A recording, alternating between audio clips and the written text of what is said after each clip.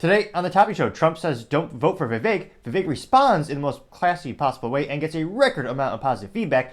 District Attorney Fani Willis stole from taxpayers that goes viral for saying she simply quote-unquote stumbled. BMW beat Mercedes and Audi in 2023 sales. Costco to crack down on non-members sneaking into the stores. Budlight Manny's scores he is, well, for very few points indeed. And Toyota Supra sales have crashed in 2023. All of that and much more on the Topping Show.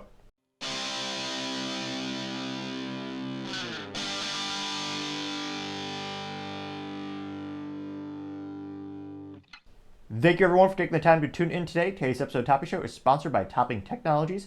Topping Technologies is an IT value-added reseller and services company with a special proficiency in IT security. Heck, I see their founder at least twice a day. Gotta say he's quite handsome and brilliant. He's me, you see, that's the joke. If you're an IT leader or business owner, you can reach the team at sales@toppingtechnologies.com. Also trying to get to 4,000 subscribers by the end of January, so if you click that button, I greatly appreciate it. Now, going over to the business part of the podcast, you have BMW beating Mercedes and Audi for 2023 sales. Now, they are perhaps one of the most premier automotive companies that are moderately dedicated to keeping the three pedals alive. Also known as the stick shift, also known as manual transmission, also known as the best experience you'll have driving, bar none. If you have never had that opportunity, I highly recommend going out there, either driving one of those vehicles or better yet, purchasing one of those vehicles new to send manufacturers a message that there are still people who care about a true driving automotive fun experience. But nevertheless, I partially digress. Now this comes to us thanks to BMW blog. Specifically, it's by the writer Horatio Boreo. And they noted that in terms of 2023 luxury sales, BMW beat them both out.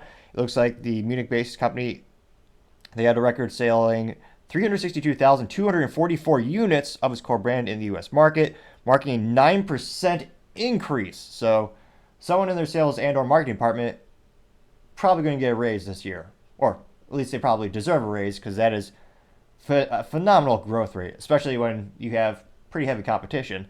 Now, they did know that despite its strong fourth quarter, their rival Mercedes-Benz will finish in last year in third place. The Stuttgart-based automotive manufacturer reported total sales of 351,746 units in 2023, which, granted, is increased, but that's only increased by 0.2% compared to 2022.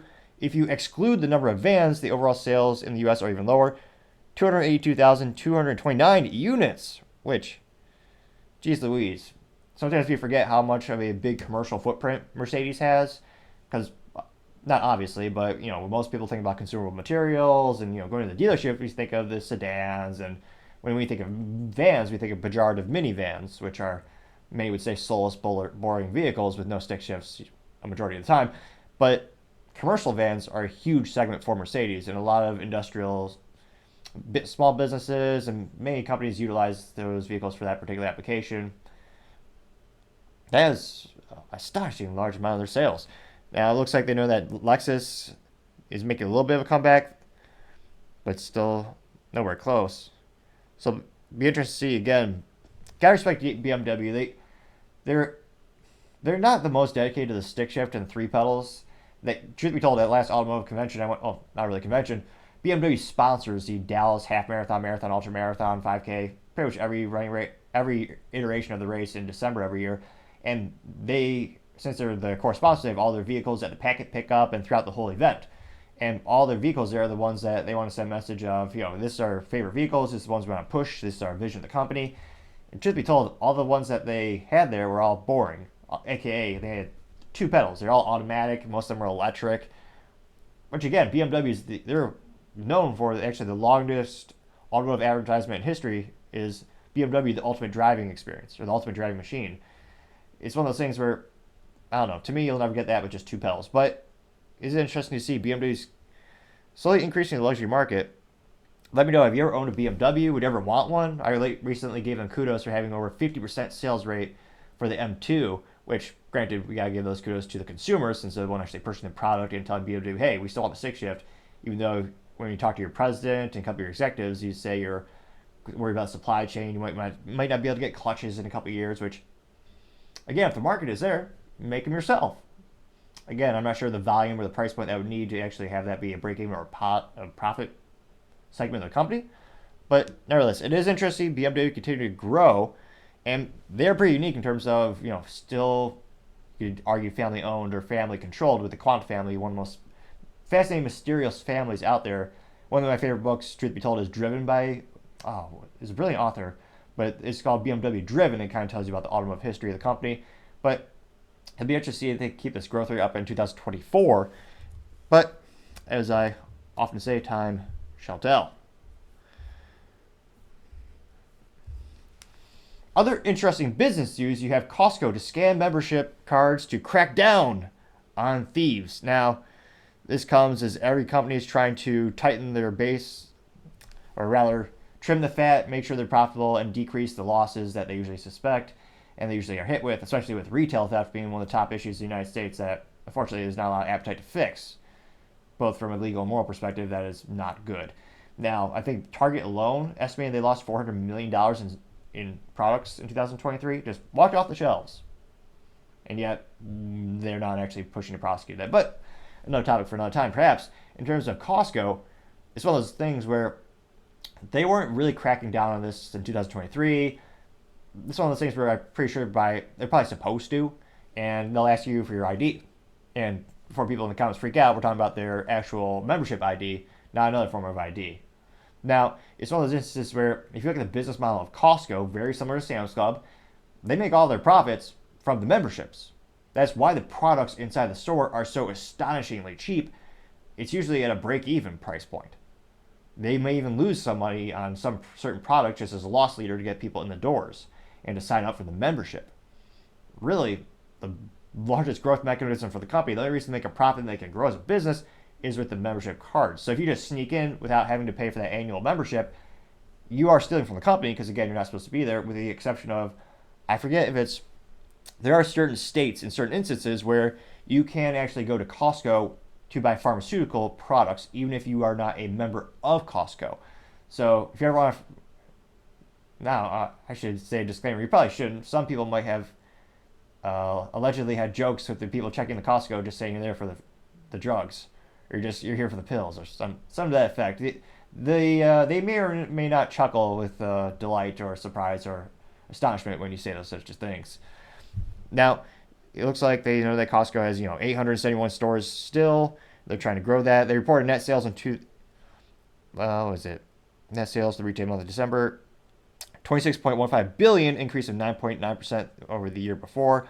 It looks like the Costco memberships are still $60 annually for the Gold Star, which sounds pretty cool until you have, that's just, Gold Star is cool. But even cooler is the Executive Gold Star. That's $120. So that is pretty legit. Executive Gold Star, that sounds even fancier. Now, marketing aside, actually not terrible names for marketing nomenclature, so I appreciate that. But it'll be interesting to see as all these companies start to crack down, are consumers going to be annoyed? Because, again, if you're checking every single person's ID, that will increase the wait time. It'll increase the time where you're just standing there. And, I don't know, Americans, especially, patience is a rare thing in and of itself. Everyone is so used to instant gratification. Having things bought off the internet and arrive within an hour or two is now normal, unfortunately. So it'll be interesting to see, does this turn off consumers? Does this cause anyone to cancel their membership? I venture to say the odds of that are probably not high, just because, again, there is such an overwhelming benefit to Costco. It's one of the most popular stores in the United States. It's a fascination where I've never driven past a Costco and seen an empty parking lot. Truth be told, there's so many people going to Costco, usually it flows over into all their surrounding stores, where people are, I remember last time, it was a couple months ago, there's so many people at the Costco, they're actually parking in the grass on the perimeter of the store. There is such a high volume of foot traffic, which, from a retail perspective, that is the pinnacle of success. Usually companies are desperately trying to get people just to get their foot in the door, just to have them compelled to come visit, just go shop there. Costco's got that. That's a rare, fantastic thing in and of itself. Because of the overwhelming benefit that Costco does provide, with one of the best stories in terms of caring about the consumers and the price points, fun ADHD story. The founder of Costco, a couple of years back, I believe he's still a chairman, board of directors are involved in the company, and the CEO came to him. He said, "Hey, we had the prices of increasing for our beef supplier, so it's our classic $1.50 hot dog and a drink. We're going to have to increase the price point." And the founder of Costco told the CEO, "I'll effing kill you if you raise that price point," which is a dedication to getting that low price point to keep consumers happy. And it also spurred some innovation where Costco, the CEO actually, they crunched the numbers. They found that there's no conceivable way for them to buy it from a supplier. They started to produce their own beef for that as well. Now, unfortunately, the government in the United States has caused record inflation, so I suspect it is now the point at which they are losing money on those sales. But it's still a viral phenomenon on social media. People go there just for that, and it's a good loss leader.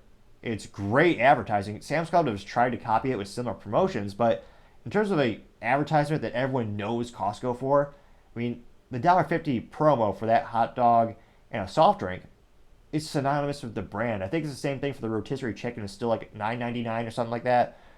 And it almost becomes a thing of legend where they know they're losing money on it, but it's just such a strong marketing appeal. And the odds of someone going to Costco just for that one product are so low. Now, that being said, obviously there are some people that do that, but those people I think are outliers, that I still think is business brilliance to have that still to this day. So let me know in the comments, have you ever gone to Costco just for that $1.50 promo? Do you think they should keep it going? And do you think enforcing this type of membership where they're actually, checking out your IDs to make sure you're a Costco member, do you think that might backfire and cause the foot traffic to decrease, or maybe some people go to Sam's Club? As often and always, I'd be fascinated to hear what you have to say.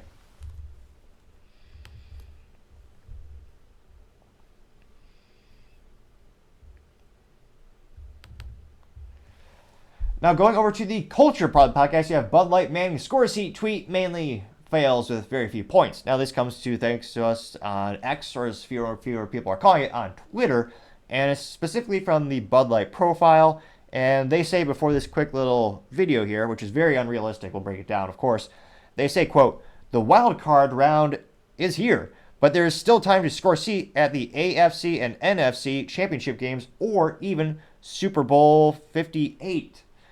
Just post a photo using hashtag score a seat, hashtag sweepstakes, to then sign up at budlight.com/easy-score for a chance to win." And it looks like this is Peyton or Manning. It's one of the Manning brothers at a alleged bar. And thankfully it's only about 16 seconds long, so it's not too painful, though moderately entertaining. Not for the good reasons. Playoffs. The games are worth more, and so are your beers. The more you post with Bud Light, the more chances you have in scoring a seat at Super Bowl 58. Nice catch. Wow. Truth be told, this video will probably get struck down because that terrible music. Might have to mute that later. But nevertheless, and then it shows a blue screen saying, there's a website. But it has this Manning guy. So unrealistic. He's standing in a bar, and behind him is a bar fridge. And every single product in the bar fridge, again, this is a small detail that, well, only a few people would notice, but ironically, some of the marketing department did spend a amount of time they put some thought into it because it takes effort to do this. Every single can inside the bar, so it's not directly in the line of sight, it's under the bar eye level, so you're sitting at the bar, but it's below it. Every single one of those cans is Bud Light. And then there's a Bud Light neon sign behind one of the Mannings. Someone is sitting you can't see their face, probably because they're too ashamed to actually be in the commercial, but there's someone sitting at the bar so you can see their hand and the little outline of that. And it's a Bud Light on the bar itself. And again, he's throwing this can of beer across the bar. They don't even show who catches the beer. Presumably this would probably be more accurately portrayed as a dodgeball parody. Because again, I don't know, if someone were to throw a can of Bud Light at you, instinctively you would probably run away or try to dodge it, because heaven forbid it actually hit you. Because if it did hit you, granted it might leave an indentation on your head, you might lose some brain cells, but even worse, perhaps, it might even break open. And if the Bud Light can breaks open, some of that debatable beer, arguably piss water, might explode. Something that material might actually get onto your tongue. And you might actually have to taste that Bud Light, which, again, I'm pretty sure is against the Geneva Convention these days. I know they update that, I think, every once in a while. Something, cruel and unusual punishment. As some might say, that is problematic. I can't imagine. So they don't even show the person who allegedly wants to catch this Bud Light, which, again, if you were to do it in real life, I'm sure there's some joke that could be made about Manning throwing an interception or something like that due to his career. Who knows? But it's one of those things where if you were to catch the can of Bud Light, you couldn't consume the product because it's shaken up, thereby making this whole series of commercials even more ridiculous and unrealistic. Now, it would be business brilliance or maybe marketing brilliance. Again, they'd have to pay him a lot more money. I'm pretty sure he's open to it though. Have him just go to random bars, kind of like a band. Like just go to random bars across all the country and just have him randomly show up and have him just buy beer for everyone. I don't know. These commercials, I think they're moderately entertaining. They are getting some people to post some pictures of themselves. I don't know if, or maybe that's just blackmail from someone doing it for them and trying to get revenge. But I don't know. I don't know how many people are really compelled to buy this product because of these commercials. So again, he takes the beer, he throws it at someone who you don't even know if they catch it or not, and then that's it. Now I'm actually surprised he doesn't have a Bud Light blazer or a Bud Light, logo branded on him like a tattoo on his neck or on his forehead, which there's a lot of material there now to see it. I mean, that's just marketing real estate. That's prime real estate, some might say. And of course, he doesn't get an A+ for fashion because he didn't even bother to suit up. It's all mentioned always. He has some type of blue sweater thing. I guess he has a button-up shirt under it. You can see one button attempting to be buttoned. He doesn't even button it. And then there's some guitars on the wall behind him in the bar. And pathetically enough, within 24 hours, which we're down all the statistics, Billy got 10,000 views, which, again, I'm told this is a popular sports balls figure. Everyone likes sports balls. I mean, he threw lots of pigskins and people caught them. He's an important guy. But no one's tuning into this. Which, again, Bud Light is a Anheuser-Busch InBev. The parent company has billions of dollars behind them. They could certainly, I guess they could pay to sponsor this video to get pushed out to get more views as well. But, yeah, only 10,000 views and 79 likes, which in terms of social media is terrible, obviously. Now, not to brag, but a couple weeks ago, I did get 12 likes on video, and they were the best 12 of all time. For me, I always go for quality over quantity. Those 12 people are infinitely better than these allegedly 79 people who liked this Bud Light post. And interestingly enough, we do have some people posting pictures of themselves with Bud Light. They are probably people who just want freebies, but maybe we'll find one or two authentic fans. Or fan. Let's dive in and find out. Now, the first one, and again, no one's liking these. One comes from CJ Queen, which is a gal holding a bottle of Bud Light. She's let's see. She describes herself as not interested in relationships, love my country, travel, and sports, some might say. She has 930 followers, joined in 2013, so it's not not a brand new account, so she's been around a while. Well, she has.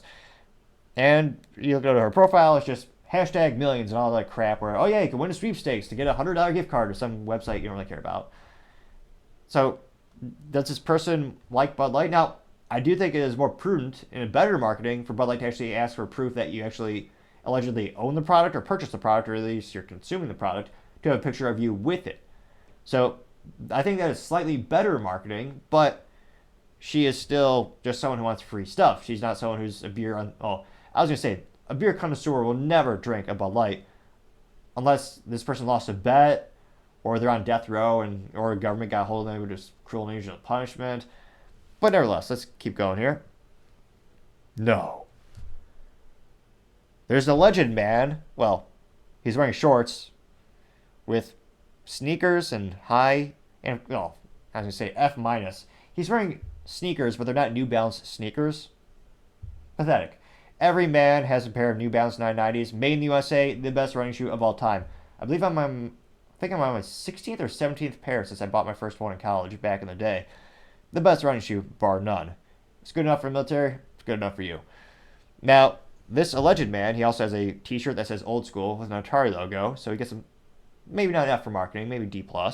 And it looks like he has a package, a dolly, and it's filled to the top with cases of Bud Light, and he's holding a Bud Light. Now, he did crop the photo so you can't see his eyes, so he's like, maybe it's Batman, so it's only his nose and above, so you can see his whole body except the very top. And he did the hashtag, score seat and hashtag sweepstakes. His name is Todd Christensen. Now, no one liked that, and 4 people did see it. not to brag, but statistically speaking, at least 7 people will watch this video. Historically speaking, that should be true. So we're winning. We're beating him in that regard. Mr. Todd Christensen.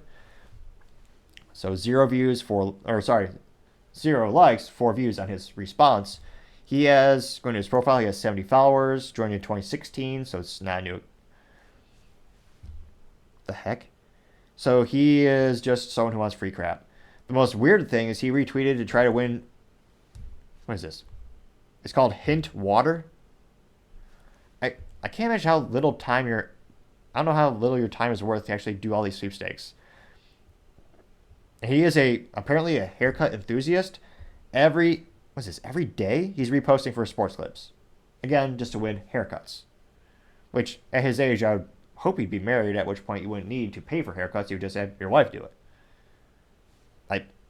So again, not really building any confidence or not really building any enthusiasm for the brand, just someone who wants free stuff. Scrolling down, and none of these are getting likes. And I scroll down, got more and more people. A lot of people, but no likes. So they are posting pictures of Bud Light. So, what is it? Probably 10 or 15 pictures of just... Let me see here. So, what's the stats? So, only 61 people commented? That's terrible. Not to brag, but 18 people commented on one of my videos earlier this month. Many of them were pejorative about myself and critiquing. However, any feedback is greatly appreciated because that's how you grow and develop. And I would also argue those comments have more than a modicum of intelligence, which is something much, much lacking in most Bud Light comments. And again, of the 61 comments, overwhelming majority is just pictures of photos, which a lot of these are stock photos. It's not actually pictures of the individual. Now, there are a couple with the individual holding the beer, which, again, for marketing, you could argue is better for the brand because they're starting to build that attempted loyalty. And again, they want to show that humans drink this product allegedly, so that's good. Now, scrolling down, we finally get to a couple comments that have likes. And the first comment that has a like is CTM. They just simply say, nope. And that got 1 like. Now, scrolling down, let's see here. Where was it? Someone, I can't decide if it's just stupid or silly or kind of funny, but someone did actually just print a picture of the logo of Bud Light. So they have a piece of printer paper that just says Bud Light. And it's in black and white, so they didn't want to pay for the ink for color. I can't tell if this person is being serious or not, but that was a post. Only got 1 like. Now, the first one that actually got more than 1 like comes from Ron Johnson. Ron Johnson says, quote, Peyton Manning has no idea. I'm sure that Bud Light was solely a beer for transsexuals, making it a substandard brand, and it tastes like poop emoji. There are too many other great beer brands to choose from. Stay away from this garbage brand, unquote. That got 5 likes. Scrolling down, got a couple more pictures of Bud Light. Let's see here. Again, a couple of people just simply saying nope, getting a couple 1 likes. Great Yoon Conformity says, quote, Peyton is a name that can go either way. At least the legal transition will be easier, unquote, getting 2 likes.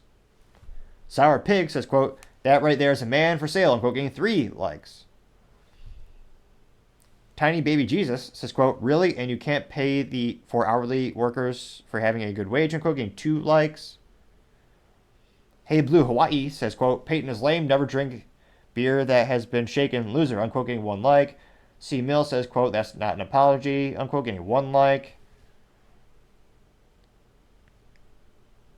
Bruno Schalmaffer says, quote, no thanks, not even free will I drink your liberal crap beer. P.S. No one throws beer cans inside a bar like that. Stupid, unquote, getting 2 likes. Which, yes, obviously, no one throws beer like that in a bar. Or, no one should do that. I don't think it's recommended. It would be hilarious if this started a cultural social media trend where people start chucking cans of Bud Light across the bars. Again, a health hazard in many ways. But that'd be kind of funny. John Gallot says, quote, Anheuser-Busch is just as deceptive as a man dressed like a woman, unquote, getting 2 likes. Let's see here. Adolf Schlickengruber says, quote, pedo beer, unquote, and it's a GIF, or as youth might call it, a GIF, of a man with Probably got 2 pounds of makeup thrown on his face, dressed in drag. I got 1 like. Let's see here.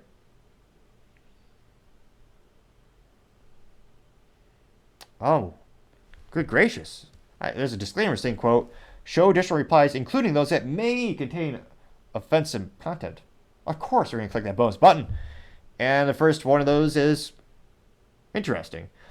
The text says this one smells different, and it is a Photoshop of Dorothy from The Wizard of Oz with Dylan Mulvaney's face put on Dorothy, and Biden behind Dorothy, or Dylan, sniffing Dylan, and on the hay, which is in the background, are all the Pride Bud Light bottles and the Bud Light logo. Continue to scroll down. Let's see here. Your Johnny B. Rotten says, quote, your brand is ruined, idiots went woke, and now only pejorative F word, drink it, unquote. So a couple of super secret hidden ones. And if we go to the top, you have that one where the hidden replies, there's the standard hidden replies, you just click that. If we do that, we have Apollo de Maltry as the juxtaposition of Dylan Mulvaney with, I don't even know, with a bow tie in Dylan's hair, a signature creepy smile. However, some might debate who has the most awkward smile, Dylan Mulvaney, Ron DeSantis, or me. Perhaps a good example of how you can be a winner or lose at the same time. That'd perhaps be a tight race in that. Now, the picture of Dylan Mulvaney has the text below it saying pretends to be a woman. Next to Dylan is a picture of Bud Light, and it says pretends to be a beer, unquote. And that got 4 likes. And that was, again, one of the super secret hidden responses that Bud Light didn't want you to see. Another one is from a profile by the name of The Man They Call Pain. And it's, I forget that movie or whatever that clip is going around, where you have cover your ears if you have children listening. You have a man tucking his junk behind him, and I don't know what you call it. They show it to the police. I don't know if this is a movie or a sketch. And you also have Dylan putting on lipstick. And that got 2 likes. The third and last of the super secret hidden responses that Bud Light didn't want you to see comes from Julia Broderick.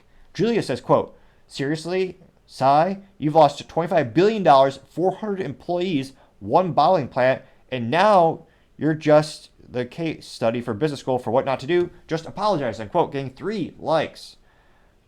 Which, I was going to say, full transparency, my show did like that. Because, again, statistically speaking, they've lost a lot of employees. Technically, there's 2 bottling plants.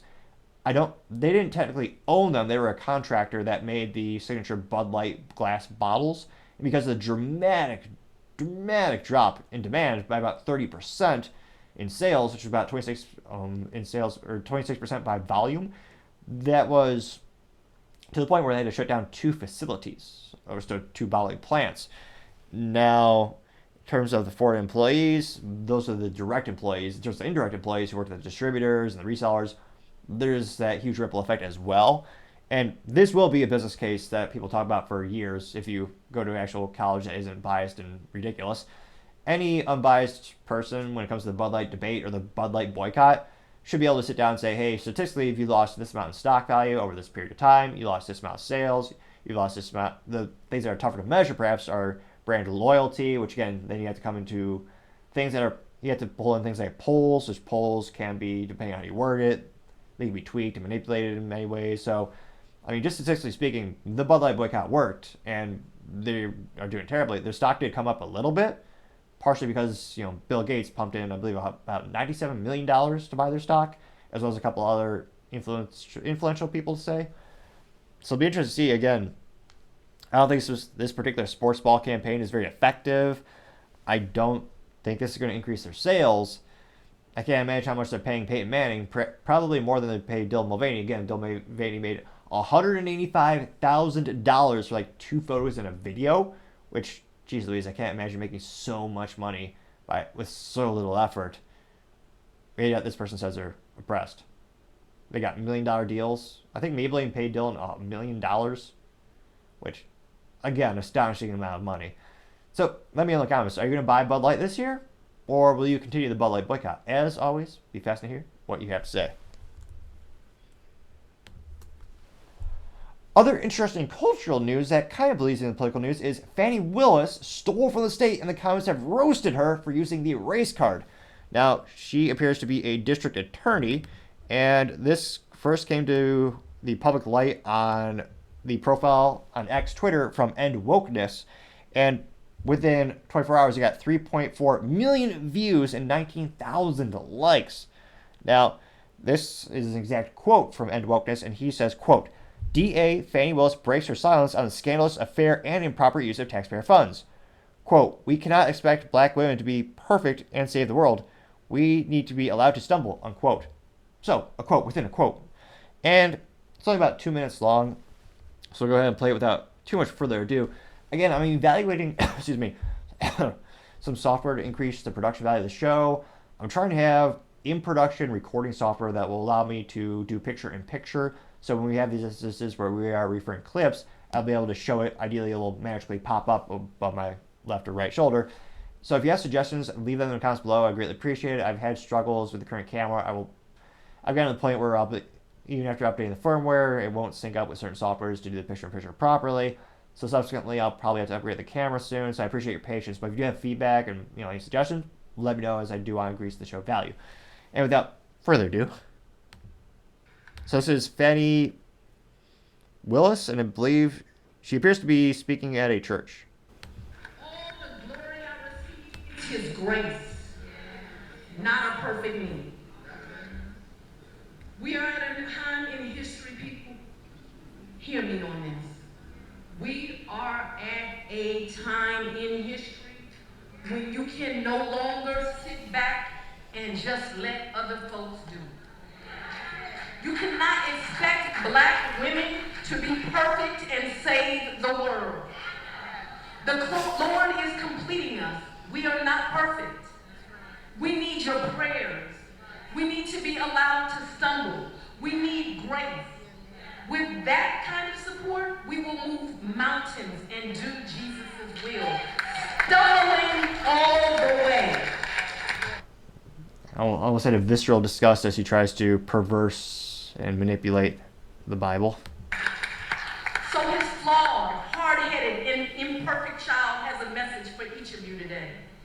Please find a way to do your extraordinary, God-given assignment and make this community and the world a better place for all of his people. See, it is never about who you are. It is always about the great I am and who he is. See, we are all flawed, sinners, unworthy, imperfect, damaged, but we are qualified upon his call. You can find common ground with people of all different ideologies if you simply commit yourself to being obedient and steadfast in your efforts and his word. If you commit yourself, God will turn your hard-headed self into the extraordinary for his kingdom. Thank you. So she didn't apologize or say she's sorry. She didn't admit fault. I mean, she certainly didn't humble herself, which is I was going to say it's becoming rare for people to actually read the Bible. But that's kind of an important part, is accepting responsibility, humbling yourself, repentance, actually making up for your sins. And yet she says, you just can't expect black women to be perfect and save the world. I mean, no one is I don't think many people expect perfection. We accept you to abide the law. And again, it looks like she had an affair. God's not really cool with affairs either. So she stole from taxpayers, had an affair. Admittedly, it sounds like the people all love her in the church. And it seems like that is the silver lining of most churches, that they'll forgive anyone, which, again, that is important. But she doesn't even seem sorry. She's just deflecting. She's certainly not taking any responsibility. She's dodging it like many people do. Perhaps I'm alone in this assessment. But let's dive in the comments and find out.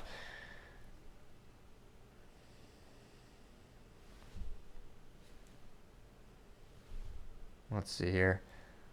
So interestingly enough, it's not the first. There's no likes, but I want to read this comment because it's an outlier. So it's funny because this Luke Zaleski, he is very much a political leftist. And spoiler alert, that district attorney is left-leaning, allegedly. District attorneys are supposed to be unbiased, apolitical. They're supposed to be, but we all know they're not. Now, Luke Zaleski, he spends a lot of time on Vivek's and DeSantis' social media. Very much a leftist. He doesn't like them, and he critiques them. I would usually say he doesn't actually hit the points well, but nevertheless, he commented and he said, quote, "For all we know, end wokeness is Fani," unquote.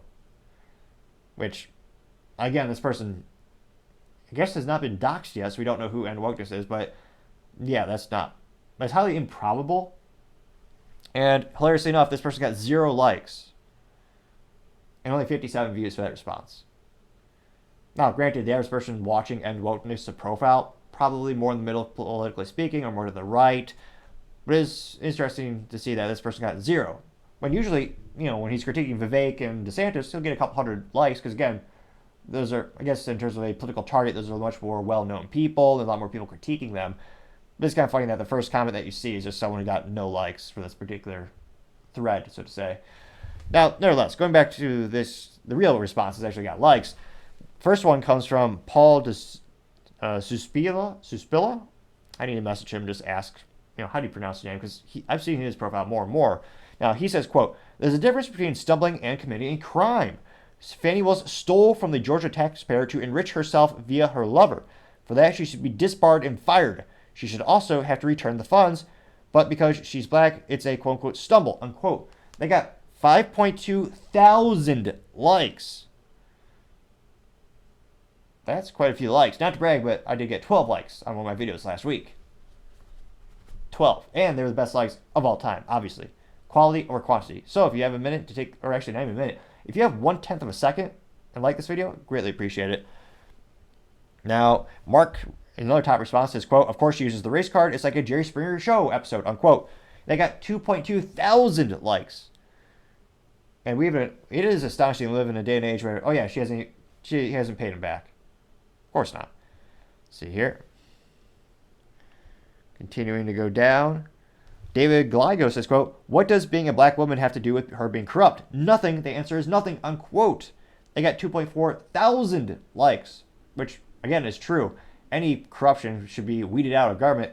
Anyone who's stealing like that, you would think they'd be fired in a New York minute, like that.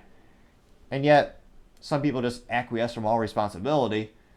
Some people might call them Democrats. That was a pun, or kind of a sad observation when you look at political persecution in the United States. I should also say, for the clarification, if the Cliftons are listening, I love life and never end it prematurely, for the record. But nevertheless, there are also Republicans who steal. Truth be told, I'll hold most politicians in very high regard. There might be 5, maybe 6, I think, worth supporting, or actually constitutionalist. Nevertheless, someone by the name of Ben Q says, quote, "This is basically saying she wants people to give her a free pass because she's black," unquote, getting 6.1 thousand likes. Which, again, I'm one of those people where I always judge a man by his character and his actions, not by things he can't control. So it is always, though, I don't know, when people automatically start off or they emphasize their race, it's just one of those things where, well, like, what does this have to do with stealing? Like, you're saying, like, one has nothing to do with the other. You just happen to be that. So you want us to forgive you because of that one factor that you cannot control? Yeah. Let's see. Pismo says, quote, well, 5 laughing emojis. "Funny how all the get Trump liberal nut jobs they hire end up being criminals themselves," unquote. They got 2.8 thousand likes. Joshua Walker replied saying, quote, "Stumble is not what she has done. She's guilty of RICO herself. Donald Trump did not lose in Georgia in 2020, unquote. That got 2.5 thousand likes, as well as probably a disclaimer in this, if it's on YouTube, for a funny little paragraph on YouTube, Google's perception of the Georgia 2020 election. It is fascinating to see all the disclaimers that pop up when you talk about hot topics on Google and YouTube, and they are all, of course, politically, ideologically one way. Someone by the name of Wee Woo says, quote, she is a slut, unquote. They got 1.7 thousand likes. Let's see. Steve Ferguson replied saying, quote, Stubble, she used taxpayer dollars to get laid and then go after President Trump with an illegitimate inquisition, unquote. They got 969 likes. Appropriate number of likes. See here. I don't type. Allegedly, this is the person's profile name. I'm not sure how they got this message out. Perhaps they use voice-to-text technology. Nevertheless, this alleged I don't type said, quote, she wants a free pass because she's black and a female, and she's doing it in a church because she's a self-righteous hypocrite, unquote. That got 123 likes. And it is also fascinating in the video. You have a lot of people just, well, some might say mindlessly droning along, saying yes and agreeing with her.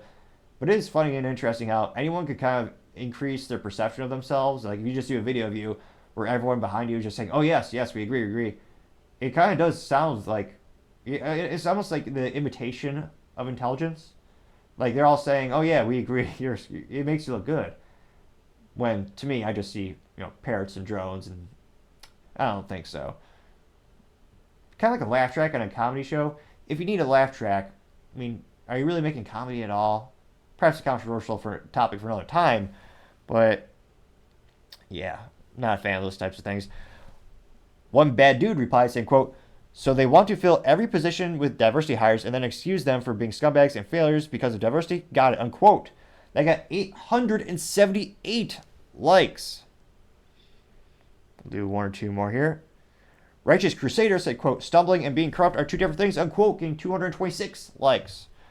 And yes, I wholeheartedly agree with that statement, although I actually did take time to like it on X Twitter. But nevertheless, I mean, everyone is, and again, everyone is human and everyone makes some mistakes in life. It's even worse if it's an unintentional mistake. That is one thing. It's still a mistake. But if you intentionally do something, that is infinitely worse. And especially when something when it's literally you're stealing from the taxpayers and having an affair. It's one of those things where you don't it's not like you made a mistake and you accidentally, bumped into someone and you accidentally swore, you let a swear slip or something like that. Those are calculated things. They are premeditated. So yes, there's a huge difference. And also, it's one of some of the things where, from a religious perspective, yes, if you're truly, again, this is for some people perhaps an awkward topic because religious can be a hot topic in and of itself, but an overwhelming majority of religion ideologies do agree that if you truly are sorry and you go to church and you actually promulgate, you will be forgiven. But I mean, from a legal and societal perspective, in this case, you're stealing. Just because you go to church and God forgives you doesn't mean you don't have to accept responsibility for what you've done. Certainly, in terms of the eyes of society, like a government, again, this should be a crime. She should be in jail for this theft. I mean, of course, she is not. And I wouldn't hold my breath anytime soon in terms of actual justice being held. Now, we'll do one or two more. Let's see here. Branos uses the Family Guy meme where you have the little juxtaposition of a little hand holding all the different skin tones. It says guilty or innocent. And guilty is switched. For the Family Guy, guilty is white, white. I don't know, we call it milky white. So a little bit of yellow, and then the Family Guy skin tone. And then instead of, that's guilty. And then under that it says imperfect, and it's the light brown, dark brown, black colors. And the meme text with Peter Griffin says, quote, leftist ethics be like. They got 628 likes.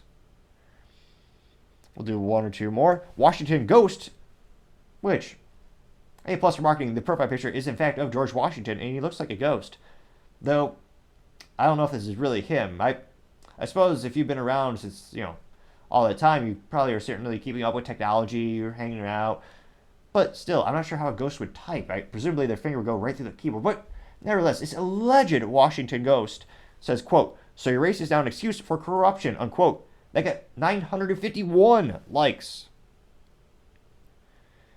Let's see here. One more. We'll do one more. Uncommon Sense says, quote, AKA Fani Willis. What I did was wrong, but please ignore it while I prosecute a man for a crime we made up. Unquote. With also an included clown emoji. They got 425 likes.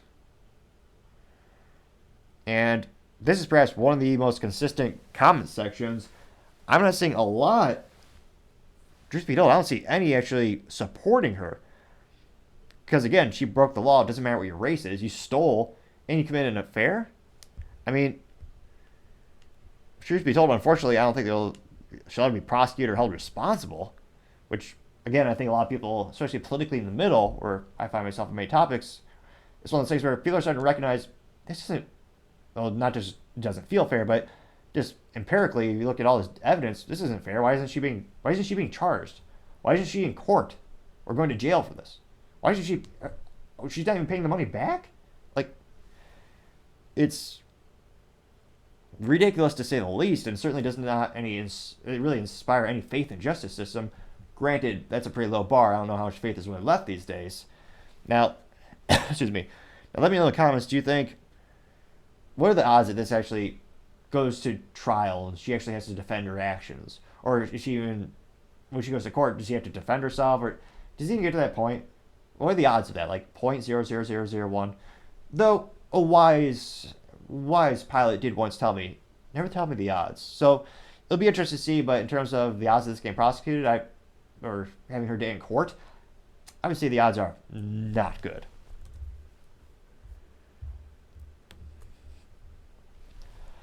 Now, going over to the political part of the podcast, you have Donald Trump saying not to vote for Vivek. Now, he first posted this on Truth Social, which is a social media company that I think he has a majority stake in the company. Truth be told, just for reporting alone, I should probably get on there one of these days. Now, thankfully, there's so many people on the X Twitter who just repost everything that he does, which saves a little bit of time.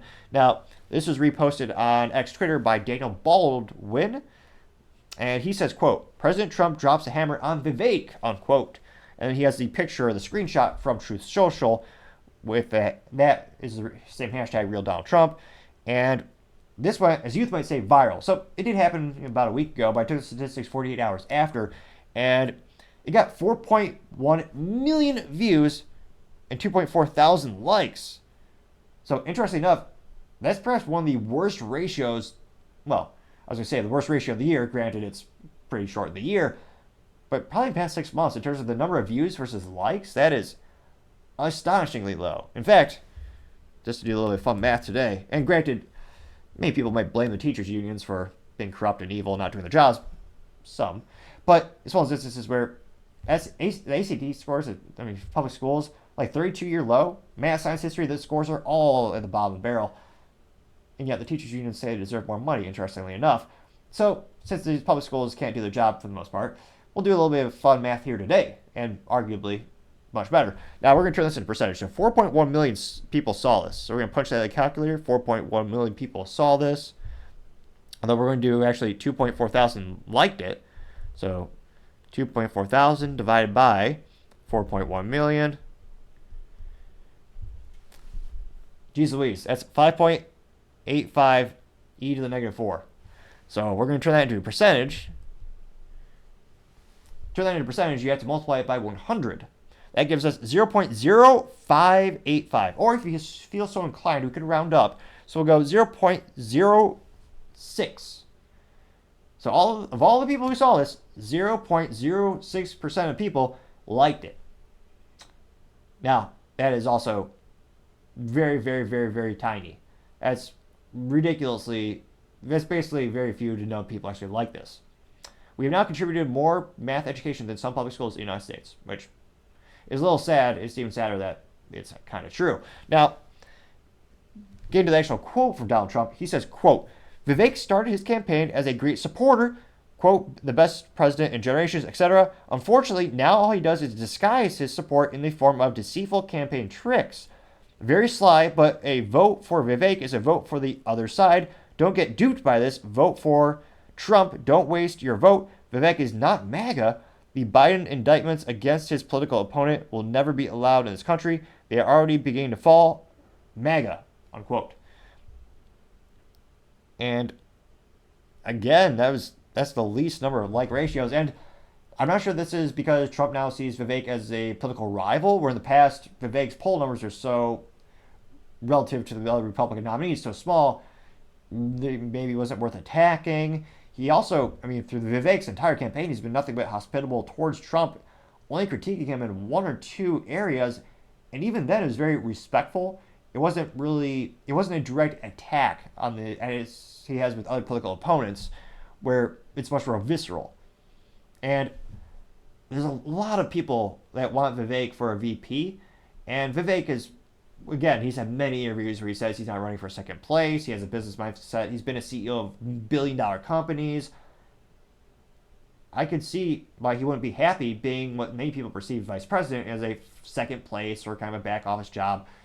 I mean, not at all, but in many instances, the vice president is just, some people would say it's a do-nothing job. Truth be told, let me know in the comments, what has Kamala Harris done in the past couple of years? Her job in terms of Biden deciding her, specific things to fix and do was to fix the border. I don't think she visited for like 24 months or 36 months or something like that. Has she successfully accomplished anything?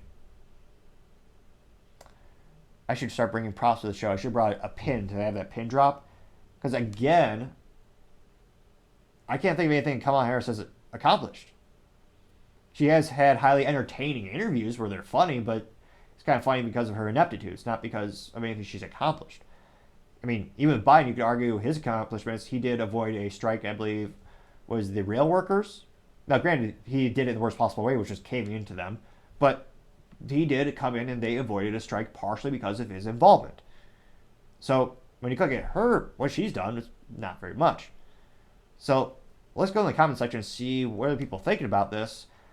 Because again, it is a little unusual for Trump to be doing this, and I don't really see the political advantage. Because again, DeSantis and Nikki Haley, they're much more ahead in the polls. We had the caucuses, but I digress. Let's dive in the comments to find out. So, average person, good name, I approve of that. They say, quote, name any policy position Trump is better than Vivek, show your work, unquote. I got 698 likes. Now, truth be told, I think Vivek has been a lot more articulate on how he would go around fixing a lot of problems, especially on a federal level, by decreasing the vast, overwhelming size that's come of the government and getting rid of some of the problematic departments that are, many people would argue, doing more harm than good. But, yeah, it'll be interesting to see. He's saying, name a policy better than Trump. I mean, shutting down the ATF is one I could, obviously I believe in the Constitution, so that'd be good for me, though. Vivek also said it would be a reassigning jobs for that. I would be much more interested if Vivek said he's going to get rid of the NFA, or also known as the National Firearm Act of 1934. Again, I'm not a doctor, but if you click subscribe, it may very well assist with my speaking ineptitudes, my stuttering, speaking too fast. Again, it's just a theory I have, and it could help. So if you take that minute or actually 1/10 of a second to like this video and subscribe to me, I would greatly appreciate it. And it may very well help it with my speaking ineptitudes. Now, going back to the comments, Tom Ferry says, quote, Trump eventually throws everyone under the bus. It's only about him, nothing, and no one else matters, unquote. They got 623 likes.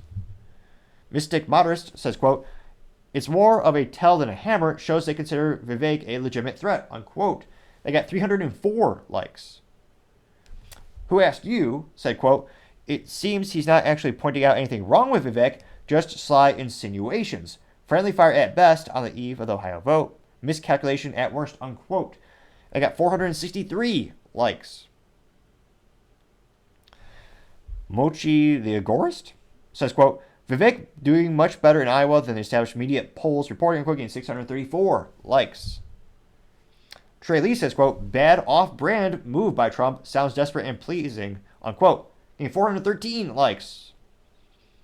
I mean, in terms of off-brand, I'm not sure about that. Because, again, Trump he attacks his political opponents. It's usually highly entertaining. Again, I mean, in the polls, it is usually effective. Now, he's not going all out against Vivek. And again, there's still time, of course. But, I mean, with most other political opponents, he has very hilarious, sometimes interesting, pejorative nicknames for all of them. And Ron DeSanctimonious is... I still think there's more material. Trump could have done something better than that. I mean, high-heeled boot Ron. I mean, there's a lot of material to work with. But, I mean, there's everyone that Trump disagrees with greatly, he usually will have a specific nickname for them. He will really lambast them. And politically speaking, it does help in the polls. But he hasn't come up with a nickname for Vivek yet. He isn't pushing too hard. So it is interesting, though. Now, Doug Still chimes in, says, quote, translation, Vivek is rapidly moving up in the polls, unquote, getting 567 likes. Brian Gayman says, quote, Trump should not have attacked Vivek. Trump seems to have problems maintaining long-term relationships, unquote. You got 154 likes. Let's see here. Fed Carlton says, quote, I'm liking Vivek a lot more than Trump these days, unquote, getting 97 likes. Quasi Me says, quote, he should probably debate him, unquote, getting 24 likes. Scott Argon chimed in, saying, quote, Vivek provides a coherent plan forward. He understands how the system works and how it can be accomplished as president. Trump did a decent job at exposing a concerning side of our government. Vivek all the way, unquote, getting 91 likes. Rusty Shackelford, who? A- or A+ for inside joke, though. I think the profile picture is of a termite. I was going to say, A- for inside joke, if you know what that reference is. But again, unfortunately, the voice actor has passed away, so this is not the voice actor. So this alleged Rusty Shackelford said, quote, Vivek is right about Trump, unquote, getting 85 likes. See here. John Basinger says, quote, looks pretty light to me, unquote, getting 40 likes. So it looks like, yeah, a couple people who are very much Trump fans agreeing with the post. But I would say it looks like more often than not, more than half the comments are confused or supporting Vivek. And again, a lot of people saying it's not that bad of a diss. And some might argue it might be a test to see what Vivek would do. Truth be told, many people believe, as a wise man once said, character is not truly known unless it's really tested. Or you don't really know someone until they're tested. There's many metaphors for that. But again, I would say in that regard, Vivek passed all colors. I'll discuss that in a New York Minute. Other interesting political news, you have Vivek having the most classy response to Trump insulting him, and it is Vivek's most liked tweet, bar none. Now, I've been covering Vivek for not quite a year yet. Truth be told, I think the podcast has been around for nearly a year. Now, Trump, and if you're watching the full show, we just analyzed Trump going after Vivek. And I was going to say, if you're tuning in just for the individual clip for this, I'll reiterate right now. So, a little while back, Trump on Truth Social said, quote, Vivek started his campaign as a great supporter, the best president in generations, etc. Unfortunately, now all he does is disguise his support in the form of deceitful campaign tricks. Very sly, but a vote for Vivek is a vote for the other side. Don't get duped into this. Vote for Trump. Don't waste your vote. Vivek is not MAGA. The Biden indictments against his political opponent will never be allowed in this country. They are already beginning to fail. MAGA, unquote. So this is the first time that Trump directly attacked, politically speaking, Vivek Ramaswamy. Now, Vivek responded in perhaps the best way possible. And he was rewarded with more likes than ever before. And as youth might say, he was ratioed in a good way. He's vindicated. So perhaps as a opposite of ratioed, I'll have to check out the Urban Dictionary or Urban Dictionary. I still need to learn what capped means. There's a lot of terms I need to catch up with. Nevertheless, Vivek responded, and these statistics were all written down 48 hours after. Granted, I know it's been a couple days. I had a couple things come up, so it'll take a couple days for us to actually cover this specific topic. But within 48 hours, it got 15.6 million views and 125,000 likes, which, again, is more than he's ever gotten in about a year.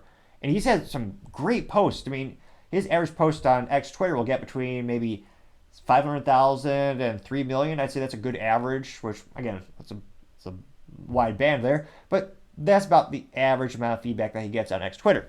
Now, again, this is Vivek responded, and he's saying, this is a little long, and truth be told, perhaps it's dyslexia or just speaking ineptitudes. I very well may have some stumbles throughout this quote. That being said, I'm not a doctor, but if you click the subscribe button, it may very well assist with my speaking ineptitudes. watched the first couple videos, I stuttered a lot and I spoke a lot faster, believe it or not. And these days, granted, there's a lot of room for improvement. Let me know in the comments if there's anything else I can work on. But as we've got more subscribers, the speaking aptitudes appear to be getting a little bit less. So my theory is, and perhaps we prove together, if you click the subscribe button, it very well may assist with the videos getting more and more smooth and me making less and less mistakes. Time, of course, shall tell, and we'll dive into Vivek's response right now. He says, quote, "Yes, I saw President Trump's Truth Social post. It's an unfortunate move by his campaign advisors. I don't think friendly fire is helpful. Donald Trump is one of the greatest presidents in the 21st century, and I'm not going to criticize him in his response to this late attack. I've met thousands of Iowans across 390 events here, and they are deeply worried, and so am I, that this system won't allow Donald J. Trump anywhere near the White House again. It seems they may stop at nothing to keep him away from power. I'm worried for Trump. I'm worried for our country. I stood up against the persecutions against Trump, and I've defended him every step. I showed up at the Miami courthouse in solidarity following his first federal indictment. I filed a Freedom of Information demand to the Biden Department of Justice. I submitted an amicus brief this week with the U.S. Supreme Court calling on them to overturn Colorado's ruling. I pledged to remove myself from Maine and Colorado's primary ballots if they remove Trump, calling on DeSantis and Haley to do the same. But we have to open our eyes. Last time it was a man-made pandemic and big tech election interference. Now it's the same billionaires funding the lawsuits against Trump and the ones trying to prop up Nikki Haley. The same mainstream media blasting Trump is lavishing praise on Nikki. They want to narrow this to a two-horse race between Trump and Haley, eliminate Trump one way or another, and trot their puppet into the White House. We can't fall for that trap. 1 year from now, we won't look back and say we were shocked that it happened. We'll all kick ourselves for not stopping it. Our movement must live on. America First didn't start in 2016. It started in 1776. We owe it to our founding fathers to do the right thing for our country. I want to save Trump and save our country. Let's do it together. You won't hear any friendly fire from me." Unquote. And in terms of moves on the political chessboard, I would say checkmate. That is one of the most brilliant and articulate responses I've heard, politically speaking, in my lifetime. Because, again, you're not going to win by insulting Trump. Everyone's tried it for years. And it is a political outlier and a fascination that he's kind of immune to it. No matter how much mud you throw at him, it just kind of slides off. And you're not getting a lot of political points. Chris Christie tried that. His whole campaign was insulting Trump. And at best, that guy Chris Christie, 3.2% was his high point. And excuse me, that was in the poll aggregator. It's not going to work on the masses. So, I mean, this response was brilliant because, again, and perhaps if Trump, again, there's a lot of theories out there. I don't think I'm original in this thought, but there's a wise old saying you never know someone's character unless it's truly tested. And maybe this is Trump testing him to see, I mean, what would Vivek do? Because, again, Trump has, historically speaking, through all these months, about a year campaign, he hasn't really gone against Vivek. And again, a lot of people are saying it's not really too much of a diss. It wasn't that aggressive. But again, he did throw some mud at Vivek. And Vivek responded, again, in one of the most articulate ways ever. He's acknowledging that Trump did some good things, which for hundreds of millions of Americans, that is true. There are a lot of things that were better under Donald Trump's leadership than a lot of people would say they're now. Anecdotally speaking, I would say in terms of the tax code, and a lot of people had more money in their pockets when Trump was in office because there were certain tax breaks that helped out the middle class. And there are a lot of people who love Trump because he did some good. Like, maybe, I'd say not many politicians. Most politicians don't do much good. I would say many politicians do very minuscule, barely any good, but some do more than others. So it's clever that I think Vivek acknowledged that. He said, hey, I saw this being thrown at me. I read it. I'm not going to respond like that. This is my plan. These are my concerns. I think it's pretty articulate, but maybe I'm alone in this assessment. I mean, statistically speaking, we know I'm not. But let's go in the comments and see what's the general consensus. We have one of the first responses coming from the red-headed libertarian who gets an A+ for marketing. She is in fact, a red-headed and libertarian. And she says, quote, "Brilliant response," I quote, "that got 12,000 likes." Now, we do have some contrarian comments brewing to the surface. And the first one comes from Luke Zaleski, who, again, he's a long-time regular, and politically speaking, he's much more on the left if you look at his profile, where he's politically active. And he says, quote, "The truth is Trump is a lifelong fraud who took office in 2016 with Russia interference, lied about it, acted like a Putin asset, lost re-election, contested it by asking by Russia in 2016, and incited insurrection, and now he's ruling the GOP in exile just as Putin would want. And Vivek wants to pardon Trump and his attackers and hand the federal government to oligarchs who don't follow the rules or obey law," unquote. Now, again, there's not a modicum of intelligence in that. However, it did get 1.7 thousand likes. So a lot of people agree with that statement. I mean, we now know that the whole Russia collusion thing was BS. That, I don't know if it, not ironic, but it is interesting. Well, perhaps it is irony. That Clinton actually funded the mechanism for that BS research to concoct the whole thing. And interestingly enough, look at where Russia has performed invasions in other countries, or taking back their land, some might argue. It didn't happen under Trump. It happened over Obama's leadership, I believe, as well as the Bush leadership, and Biden's leadership. The only time Russia didn't expand their footprint, geopolitically speaking, was when Trump was in office. Interesting, fun thing to think about. So again, there's one contrarian statement. Now getting back to the mass responses. The Right Angle News Network, which A+ for marketing, their profile picture is in fact of a mathematical or geometry class, the right angle, and they say, quote, "You are very classy to stand up." Sorry, "You are a very classy and stand-up guy, Vivek. We are all worried about Trump and what's coming to the country. We must back Trump and not let them achieve what they're planning. We must stand in solidarity and put America first," unquote. They got 5.9 thousand likes. Which, not to brag, I did get 13 likes on video a couple weeks ago. And if you could like this video, I'd greatly appreciate it, because it helps with the YouTube magical algorithms. And lets me know if I'm doing a good job. If you think I'm doing a terrible job, let me know in the comments. Specifically, any critical feedback, always appreciate it, because I want to know what I could improve. Now, someone by the name of Burt Macklin, which, that would be hilarious if it was really, not Chris Pine. What's the Chris? Not Hemsworth, not Pine. Who's the actor for Parks and Recreation, who's now the space guy? Not Hemsworth. Chris Pine, Chris Hemsworth. What on earth is that guy's name? Chris Pratt. There we go. It's too many Chris's in Hollywood. It's ridiculous. Almost ridiculous as a name like Topping. Oh, wait. Nevertheless.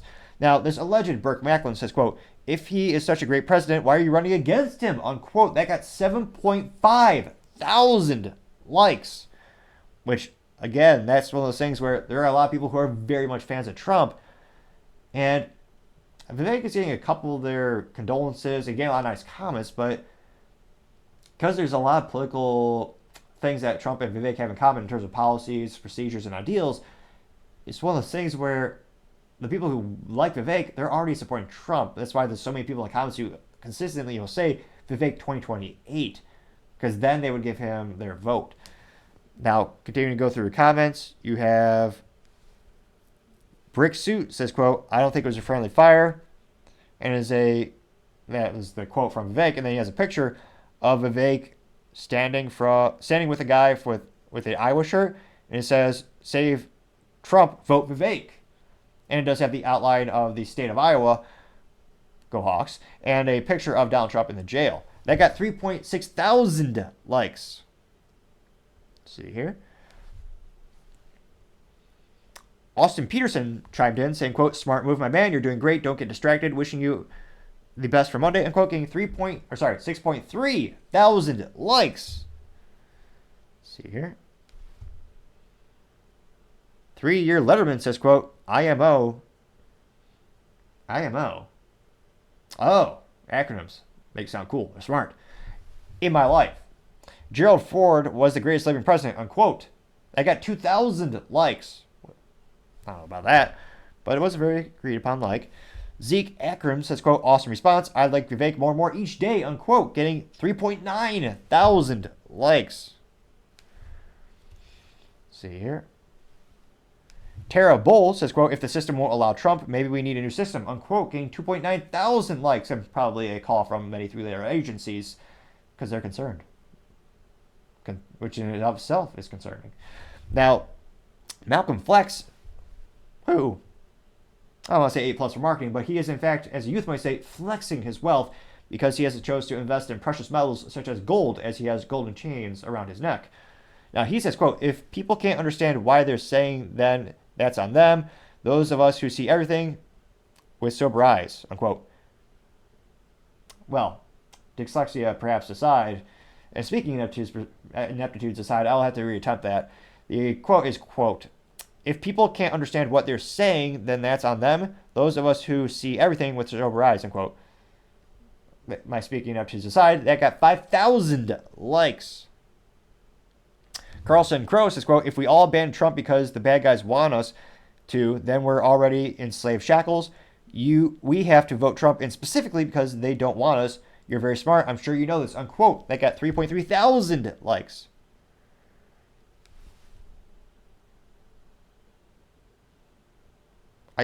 So Vince Langman says, quote, again, he quotes, a quote within a quote is a little awkward, but Vince Langman says, quote, Vivek Ramaswamy, friendly fire isn't helpful. Also Vivek Ramaswamy. And again, it's a picture of Vivek with 5 gentlemen and maybe 1 lady with the Iowa shirt. And it's the outline of the state of Iowa. And it says, save Trump, vote Vivek. And that got 336 likes. Now, this person, I guess, is interpreting that t-shirt and that statement negatively, but again, Trump is, he's processed, he's being accused of crimes. I don't think they'll actually stick in a court unless the judge just, depending on what the judge does with the evidence or lack thereof.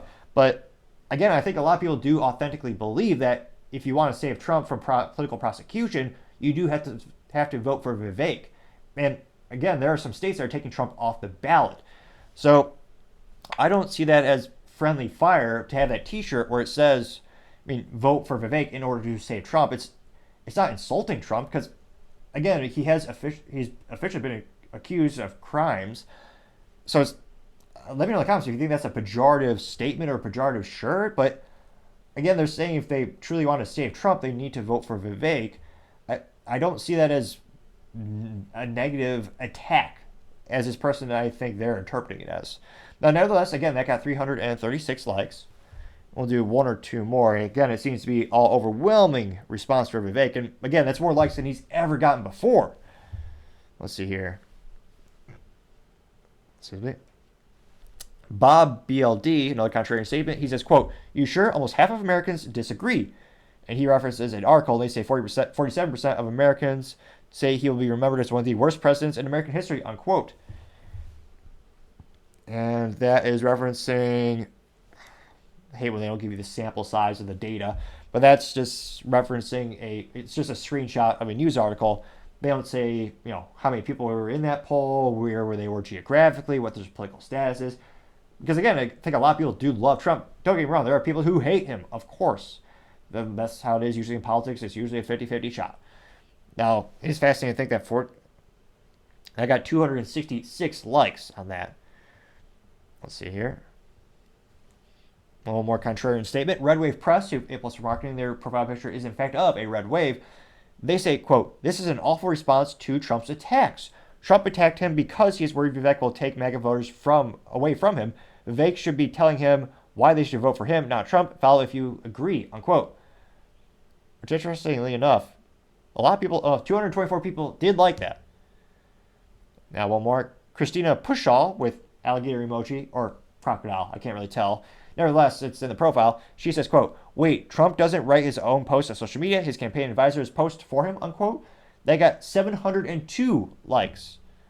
And I think a lot of people are referencing maybe he listened to them. That's one of those things where I'd be fascinated if Elon were to do a plugin. I guess, again, Truth Social is a different social network, but if there's some type of, well, again, you have the technology, and if you're on X, Twitter, you already signed away most of your rights in terms of digital privacy, but I wonder if they could make it a terms and conditions where it has to be posted by you. So you couldn't have a marketing company or a political advisor do it for you. I mean, in terms of that'd be a fascinating thing to do where, again, you have the front, if you're not concerned about cybersecurity, your front camera is just always unblocked on your phone. Truth be told, I use a very expensive space age technology to ensure my front-facing camera is never utilized called Clear Tape. Or if you're into brands and marketing, Scotch Tape, which is actually a brand. So then they could utilize that to ensure it's you that's actually posting for that, perhaps. Though, should be told you could just copy and paste, or someone could forward it to you and then you text it. But then that person is the actual person doing it. That'd be an interesting idea that it's not unconceivable that could happen in the future. Let's see here. All right, we'll do one more. Carolina says, quote, You're doing wonderful, but you made a mistake by posting a photo of yourself posing as Trump's savior. Trump doesn't need, and I'm sure he doesn't want a savior, unquote. I got 549 likes. Now, truth be told, I think Trump could use some allies, because again, the more people you have, politically speaking, in your circle, the better. So, it'll be interesting to see. There's a lot of crazy things going on in politics this week. We'll analyze more of the Iowa caucuses later. But let me know in the comments. Do you think, was Vivek's response to Trump perfect? Is there anything he could have done better? Do you think he should have taken the offensive and maybe insult Trump and go attack Trump for some of his gaps? It'd be interesting to see, and always be fascinating to hear what you have to say.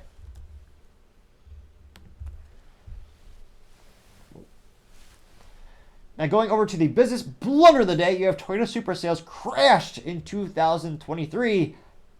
I blame the dealerships and allocation. Now, this comes to us thanks to Jalopnik, and specifically, they note that, again, this is from Steve Del Vista, and they say that, excuse me, Supra sales are down 46% year over year, and that's even with an introduction of the third pedal, which, again, I agree with most people in the fact that day one, that vehicle should have had 3 pedals, also known as a manual transmission, also known as a stick shift, also known as the most fun you'll ever have in life while driving and operating an automobile. Again, I can't emphasize enough. If you want a stick shift vehicle, go out and buy one now to keep the stick shift alive, to send that signal to manufacturers that they still want to keep it. Now, when the Supra first came out, it was controversial because it is mostly BMW. When you look at the percentage of parts manufactured, it also, I believe, is manufactured by, is it Mecum or Micom, a third-party manufacturer that they're kind of a white label or OEM. So it's one of those things where they're not assembling this at the Texas headquarters in Plano, Texas. And there's a lot of collaboration with BMW. Obviously, you have the Toyota-inspired styling. But it only came with an automatic transmission from day one. Which, again, the whole automotive enthusiast community, the people who love that car, I would argue a lot of them were influenced by Fast and Furious, which has become a huge automotive icon in and of itself. And the Mark IV Supra, I don't know if you'll ever get that magic again. The new Supra, again, is mostly manufactured by BMW. But they did, to Toyota's credit, they take out a massive amount of resources. They actually made the manual transmission for it. So a couple years later, you could buy it with a stick shift. And truth be told, if you get the GR package, you actually get a free membership to NASA, which I believe is I should know, I'm actually part of it. I think it's the North American Track Association or it's something like that. But it's a phenomenal club to be a part of, and they teach you how to race your vehicles.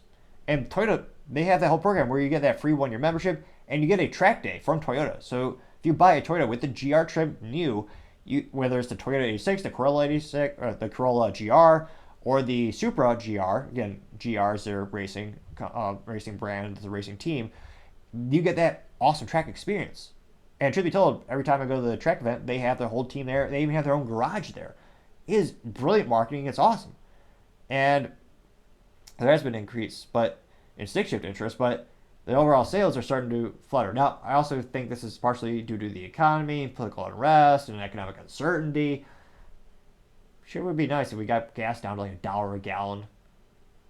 Would be great if we did that. But nevertheless, now one of the issues that a lot of people are noticed are the dealerships. Now, look at in terms of statistics on how many people or how many few they sold.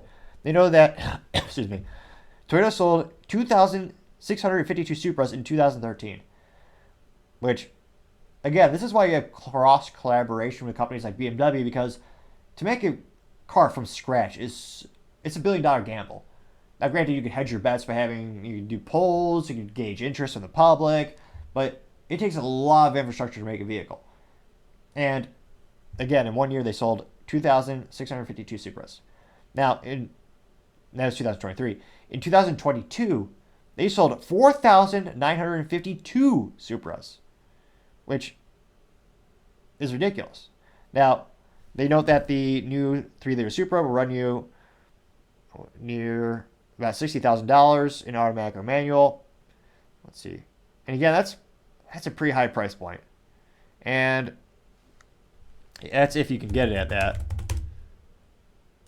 So now I'm curious. If we just go to Toyota's website, what is the actual price gap? So what's the cheapest Supra you can get in theory versus the top? So looks like no way. Did they drop the price? So the Toyota GR Supra, which again, that's the one where you actually get that free class as well. And again, I was going to say, I should email or call Toyota and be like, is there an affiliate link? Because I talk about this thing all the time. But nevertheless, I'm not paid by them or anything. They say that it starts at $46,440, which at that price point is pretty darn good. Now, the issue is the dealers. I'll get to that in a New York minute. Oh, come on, Toyota website. So I'm trying to see the actual price gaps or the price options. So we go to the build. Okay, here we go. So it starts at, again, $46,440. That's for the basic MSRP. Then it goes all the way up to $55,400 for the 3.0. You also get the 3.0 premium, which is $58,550. And then you have the 45th anniversary, which has special paint and a couple other things. And I'm sure it's tuned a little differently as well. That goes, again, this is base MSRP. That is $65,275, which that's not the craziest gap in terms of automotive. I mean, I think the craziest was the Dodge Challenger, which started sub about 30 grand and went all the way up to like over 100 grand. I think that's the pinnacle vehicle of like diverse trim levels and packages. So again, it looks like Toyota, the article on Jalopnik is saying it's around 60 grand. It looks like it just started at $46,440 for the base 2.0. Now, it's one of those things where that's great, but how much does it really cost? Now, one of the biggest issues with most manufacturers that they're struggling with is the indirect sales model. Now, that does help them in terms of if you need your Toyota fix, you can go to a Toyota dealership, which is not owned by Toyota, but is a franchise model. So basically, they pay Toyota a fee to use their branding, their logo, to get training, certifications, and then they service the vehicles, which is a big point of revenue as well. Now, the issue with Toyota is they can't legally dictate the prices of the vehicles that are being sold. That's why a lot of people are blaming these big automotive companies. Like, we have, geez Louise, some Dodge dealerships and Chrysler dealerships, they're charging over $100,000 for the last Challenger, which again, you could debate if it's really worth it, because it is the last hoorah, fastest car in the world, but they couldn't control that, and customers are getting irate. I don't know how, perhaps they were inebriated by drinking Bud Light, but someone's buying a Ford F-150 Lightning for over $100,000 over MSRP, which meant they're spending about $250,000 on an electric pickup truck, which is obviously ridiculous. Unless the bed of the truck is filled with diamonds or gold that exceeds that value. But you have the dealerships where they're adding a lot of what they call market adjustments. That's why I think the Honda Civic Type R is a ripoff at most dealerships, because they're charging 15 grand over MSRP, and MSRP alone, known as, historically speaking, you don't pay MSRP because at MSRP they're making a hefty profit as is. That's why before the pandemic, consistently, it was a joke, only suckers paid MSRP, with the only outliers being specialty not one-off vehicles, but limited edition vehicles. And I mean limited in terms of, there's actually maybe 150 or 250 units. Not like some automotive companies where they just have a trim level that's called limited, and the only limiting factor there is how many units they can push. Now, in the case of his cases with the Honda Civic Type R, I've seen dealerships that are charging $15,000 over, which means, I don't know, again, perhaps they're inebriated and they're drinking Bud Light. People are allegedly buying these vehicles for $70,000 for a Civic Type R, which I would never do. I love my Honda Civic SI with the stick shift. They only come with stick shift, as all cars should by default. But when you have these pricing adjustments, you're alienating a vast amount of the market. And you get to these price points where, well, why not get a used Porsche or a used Corvette or something like that? It's a different category altogether. Now, I say that's the main issue when it comes to Toyota because, again, going to the comments section, anecdotally speaking, one of the biggest issues is that the dealerships don't have stick shifts. Interestingly enough, I had my interview podcast where I talked to someone about how they want to get a Mustang, and they had to go to 6 dealerships to find a base model Mustang with a stick shift. No one else had them. So the dealerships, they're not gauging customer demand properly, which again, I'm not sure if they're just not sharing data with each other or that seems like something that could be fixed properly with just data sharing and just getting more in touch with the consumer. But nevertheless, going to the comments section, a lot of people are knowing the dealership allocations, some people saying, we just can't find these vehicles. And when they do come to the dealerships, they're finding them in automatic only. So I think that is a contributing factor. Now, we'll do a couple of the comments here. And let's see here. A lot of people saying, so Post-O-Matic 2000, he says, quote, "This is a really great example of keyboard warriors loudly exclaiming for the need for a manual transmission about whining about engagement and complaining about inferior automatics, blah, blah, blah. Once the Supra is offered manual, sales drop," unquote. Now, I would also argue, because everyone who is a diehard Supra enthusiast either bought something else when it came out, or they acquiesced and got the automatic. Now, the first response to this is one of the most liked one. Now, that got 18 likes. And as a youth might say, this person was ratioed, to say the least. The ratioed person was Cronus. They said, quote, it's too little too late. Should have had a manual from day one. It was never going to be a big seller. It's ugly and not a Toyota, but every little bit would have helped," unquote. They got 23 likes. So, as you might say, again, they were ratioed. Because, again, yeah, they should have had that day one in terms of the manual transmission, of course. And it never was going to be a big volume seller, which is why I think, business-wise, it made sense to team up with BMW. Because, again, the research and development costs in just manufacturing the engine alone, you're talking about hundreds of millions of dollars. It's astronomical how much it takes to actually get a vehicle from just a concept car to actual production in the real world. And I can't help but think if Toyota had more accurate communication with the dealerships as well as the end users, again, there are myriad ways to go around that, they wouldn't have had a big of a drop in sales. So I think the business blunder is many-fold. Partially, just not having a manual transmission day one. 2, not gauging the customer properly in terms of customer engagement and what they actually want. And I would say 3 is dealership allocations and making sure they have the right inventories at the right time. And again, perhaps legally precarious, but making sure the prices are not, the market adjustments aren't to the moon. And it is sad to see what many people consider an automotive icon was brought back to life. But this isn't just only Toyota. The Camaro sales were decreasing overall. Granted, they sold 2x last year before they killed the product altogether. But for just all those myriad of issues with the Toyota Supra, and I do hope it makes a comeback in 2024. But for right now, that is certainly business blunder of the day. Thank you, everyone, for taking the time to tune in today. Don't forget to leave a comment and like. That's a great way to give me some additional feedback. And of course, I want to make the shows better and better and better. Also, don't forget to take time to tell your family, tell your friends, tell your coworkers, heck, tell your enemies, tell anyone and everyone. Just stay safe, fight the good fight.